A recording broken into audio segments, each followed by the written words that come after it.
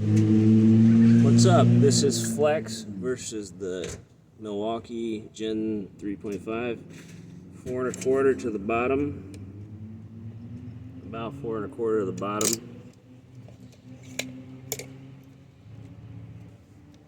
Hopefully it'll do it under a minute.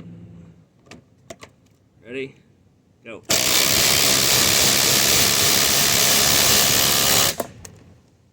Oh. Snapped it right off.